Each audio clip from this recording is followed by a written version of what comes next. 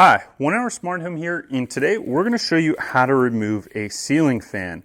So the very first thing that you want to do to remove the ceiling fan is actually turn the power on so that you can see it moving and you can see that it has electricity. So I'm going to go ahead and do that. All right, now we've got the fan on and the power on. And the reason we do that is because now we're going to go cut the power off at the circuit breaker. So when we cut that power off at the circuit breaker, the fan is going to stop and the light is going to turn off. And that's how we know that the power has been cut off. So I'm going to go down to the circuit breaker, turn that off, and then the fan will go off.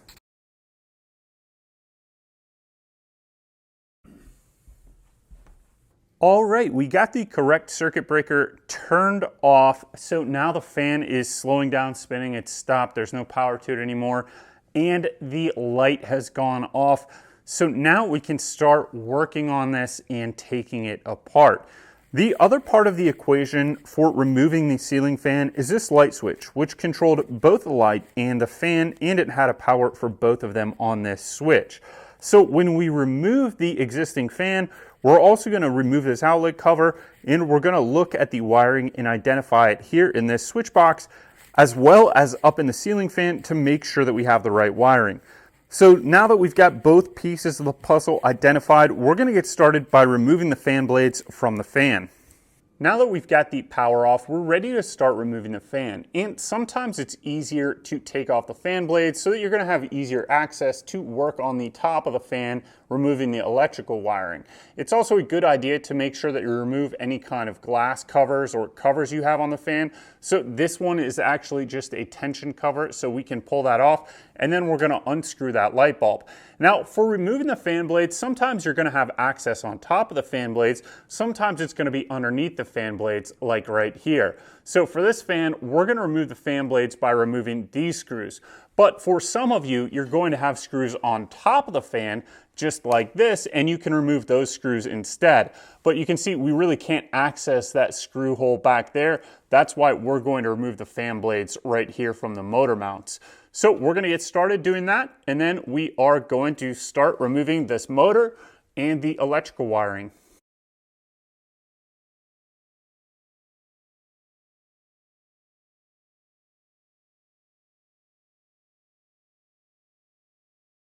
Now we've got the fan blades off, and we're looking at the top of the fan here.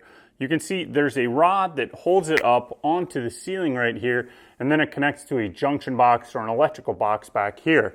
So we've got a couple options.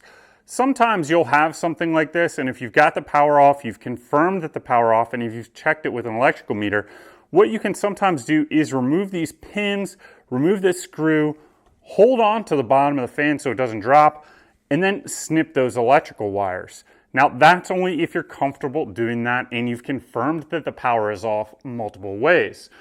But another good idea is to remove this cover here, see what you have going on, and then start looking at the wiring and how you're going to remove this pole from the mount.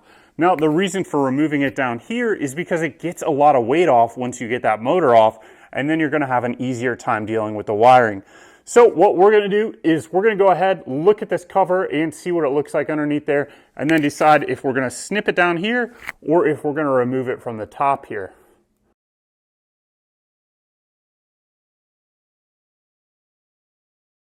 So we removed one piece of the ceiling mount, and how this particular fan is held on is by the bracket itself.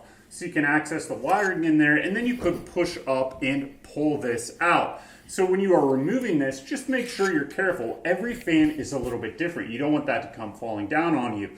Now, since I have the motor still attached down here, it's got this screw and a nut on it. I'm actually going to lighten the load a little bit and remove this nut and screw. This is going to drop down a little bit. I'm going to snip those wires and then remove the motor because I am not going to be using this fan again.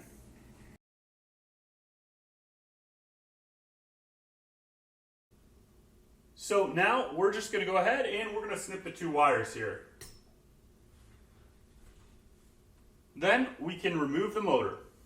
Now we've got that motor mount off and we are ready to go ahead and we're going to take this off. Now here's where it gets tricky. Not everyone is going to have access to their motor mount like I did. So what you want to do is you want to get all these wires out of here and you want to unwire them, okay? And what happens is this bracket holds this on here, and sometimes you can rotate it out and get it out just by rotating and pulling up and pushing those wires up and getting it out of there. Now, some people aren't going to be able to do that. And what I wanted to show you is that this is the piece that we removed and how long these screws are.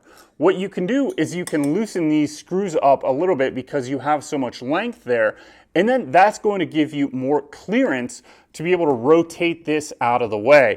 But first, what we're going to do is we're going to unwire these wires that we have in there already, and that's just going to make it a little bit easier for us to get this out of here while we rotate it. So I'm just going to take the wire nuts off these and then kind of fold them to the side.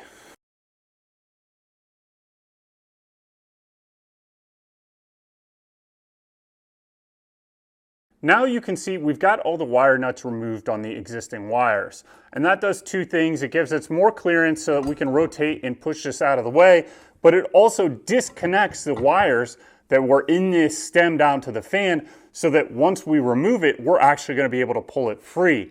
And you can see I did unscrew these screws on the plate that holds it up just a little bit. You can see I unscrewed them to give me a little bit more clearance there. So right there I unscrewed it a little bit. Over here I unscrewed it a little bit. And what that's going to allow me to do is give me more clearance. I push up and then I can rotate this out of the way, and now that stem is completely gone. And then all we're going to do is remove this bracket and we can get started on the wiring. So now that we have the outer shroud and bracket removed, all we need to remove is this inner bracket. Just take these two nuts off and then we will be able to remove that bracket. Now we've got that inner bracket removed and all we've got is our wires here. So we've got a hot wire, that black wire, we've got this white wire, which is our neutral wire, and the ground wire here. Now there was an extra wire in that junction box, but it wasn't used. It was just capped off already. It was probably for the fan control, but they never hooked it up. So what we're gonna do is we're just gonna put a wire nut back on these, and then if you wanted to be done and just put a junction box cover on here, you could be done and your ceiling fan will have been removed. So we're gonna put the wire nuts on and then we're gonna go down to the switch and we're actually gonna change out the switch to a normal light switch. But if you wanted to remove your ceiling fan, this is all you need to do after you secure these wires, and you could put a cover plate back on here so that you don't have any exposed wiring. But we're gonna be putting up a chandelier in the next video, so we're gonna leave these wires out so that we can install that chandelier. All right, we've got our wire nuts on, so you could put a cover plate back on this. Now this one's a little bit goofy because we've got these screws hanging out of here. So you could put a nut on there with the cover plate and get that cover plate to stay, or you could take these out of here. So you may need to remove the junction box a little bit to get these out here, or you may need to replace the junction box entirely. We're gonna figure that out in the next video when we try and mount a chandelier here, or maybe we can reuse those. But now we're gonna go down to the actual light switch, change that out because we've got this already here. And then if you want to watch that video on installing a chandelier, go ahead and look in the links below in the description. Now we're down at the switch that controlled the fan. So we're going to remove this cover plate for all three of these. And then we're going to go ahead and we're going to install one of these Lutron Cassetta smart light switches, because we're going to be putting a chandelier in there. So we're going to remove the cover plate, but before we do that, we should always check it with a non-contact voltage meter. Just make sure the power's off.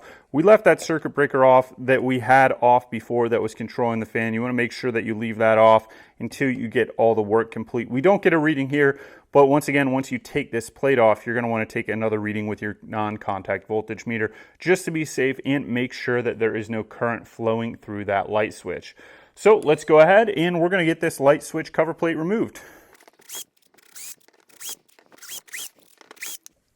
We've got all the screws removed and now we can remove the cover plate. Now we're going to remove the two screws that hold the fan switch in place. Once again, non-contact voltage meter. Check to make sure that there's no current. We're not getting a beep or any reading on here. So we are good to go with removing that light switch here. Remove the ceiling fan controller and we're going to pull it out here until we get to the wiring and see what we have got going on back here. So what it looks like we've got back here is just a line wire, which is your hot wire, the incoming hot wire, which is this one here in yellow. And we have a load wire. That's the outgoing wire that goes up to that fan and gives it power when this switch is closed. So since we removed the ceiling fan already, we're ready to install the light switch. And this light switch that we're installing, this is actually a smart dimmer, so it's going to allow you to control it from your phone, but you'll also be able to dim or adjust it. And what's nice about this particular smart dimmer is that it only requires you to have 2 wires. So all it needs is a line wire and a load wire, and actually it doesn't matter if they get reversed here. As long as you have a line and a load wire, this will work. And then it's got a ground wire, of course, but it does not require neutral. A lot of other smart switches require a neutral, so this is going to be real easy. We're just going to take off the wire nuts on each one of these, and then we're going to remove this switch, and we're just going to wire in these 2 new wires from the new smart switch. This is a Lutron Cassetta. We'll include a link to these below. And then we're going to be able to control our new light fixture that we're installing with this new light switch. Now, not everybody is going to be installing a light switch like ours where there is no directionality to it. So you always want to know which one was your line wire or your hot wire, the incoming power. So sometimes it's a good idea just to take a piece of electrical tape and just mark that one and remind yourself, or take a picture so you know which wire was which. So we know this one here now is our hot wire, the incoming power, and we're just going to go ahead and remove the wire nut from here, and then we're going to remove the wire nut from the load wire as well, and then we're going to remove the switch entirely, and then our ceiling fan will been completely removed. So we've got that other wire nut on here, we remove it, and now the last piece of our ceiling fan has been removed. We had one of these fancy Casablanca ones. You know, I think there's a movie made after that or something. So this antique will be recycled. And then we're going to go ahead and install our new light switch here. And all we've got is the 2 wires on the back there. And then we're going to attach this ground wire to the ground wires in that junction box. So we go ahead, we just wire it up here. And like I said, this particular smart switch does not care about directionality. So you can have the load wire wired up to either side of this, or the hot wire wired up to either side of this with the Lutron Cassetta light switches, which is really nice, and they do not require a neutral wire. So we're going to go ahead here and we're going to wire up our other wire here, and we're just going to twist them together a little bit, and then we're going to put our wire nut on. So let's get that down in there and secure the wire nut. All right, we got those twisted up pretty good. We got those twisted up. And then now the last thing that we've got is this ground wire, which is kind of hanging free here. And the ground wire bundle, it looks like it's back here. It's just secured by some of these other things. So I may need to pull one of these switches out to get into that bundle of ground wires to get that secured. So we're going to go ahead and do that. We're going to take this switch out of here so that we can access that ground wire. And then we're going to secure the ground wire to the bundle of ground wires there. Looks like we need to remove that other switch to get access, so we're going to go ahead and remove that one as well.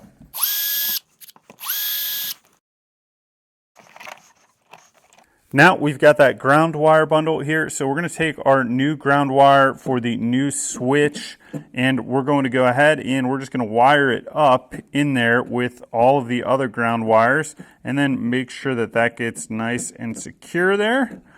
Now we've just got to play wire origami to get everything back in this junction box. It's pretty packed, so let's see if we can make that happen. And whenever I work on some old switches like this, I just like to take a look at what's going on here. So it's always a good idea, if you can, to just cover up the exposed terminals with some electrical tape. Just wrap everything up so that nothing shorts out in there. So we're going to go ahead and do that, take a little bit of electrical tape and just wrap the existing light switches in there, because they are going to go in there temporarily until we replace them. Now we've got everything folded back in there. Let's start getting these back in here and secured.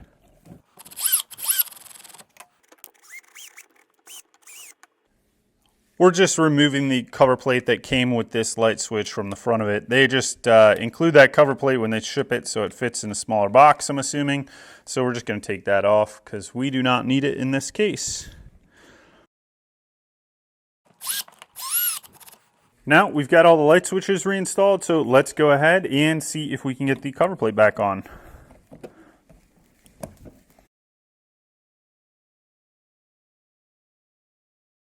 All right, now that we've got the light switch installed, our ceiling fan removal is complete.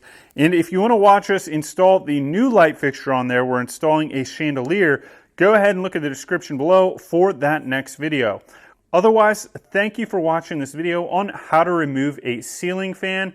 Please give us that thumbs up, subscribe, or click any of the links below if you want to support us. Thank you.